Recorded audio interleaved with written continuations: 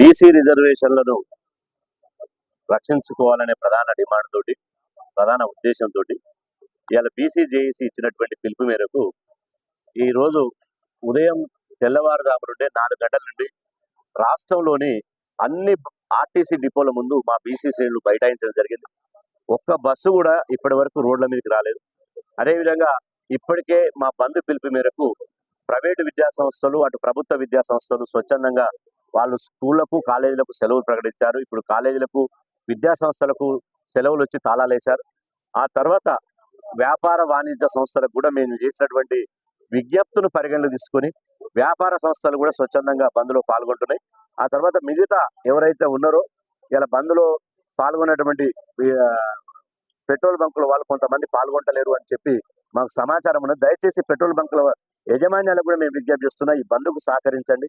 ఈ బంద్కు ఇలా ఎప్పుడు లేని విధంగా ఇటు లెఫ్టిస్టులు, అటు రైటిస్టులు, అదేవిధంగా లౌకిక పార్టీలు, ప్రజాస్వామ్య శక్తులు, సామాజిక ఉద్యమ శక్తులు, ఆర్ఎస్ఎస్ నుంచి ఆర్ఎస్యు వరకు ఇలా అన్ని అఖిలపక్ష పార్టీలు, శక్తులు, వ్యక్తులు అందరూ ఈ బంద్కు మద్దతు ఇవ్వడం జరిగింది. అంటే బీసీ రిజర్వేషన్ల డిమాండ్కు ఏకాభిప్రాయం సాధించడం, ఈ బంద్కు మద్దతు ఇచ్చినప్పుడే 90% విజయం సాధించడం. ఈ రోజు బంద్ను మీరు ప్రత్యక్షంగా పర్యవేక్షిస్తున్నారు. ఇవాళ బంద్ సంపూర్ణంగా జరుగుతుంది. ఈ బంద్ పల్లె నుంచి పట్టణం వరకు ఎక్కడ కూడా గ్రామీణ స్థాయిలో ఉన్నటువంటి చిన్న చిన్న దుకాణాలను కూడా మూసివేసి తమ నిరసన వ్యక్తం చేస్తున్నారు.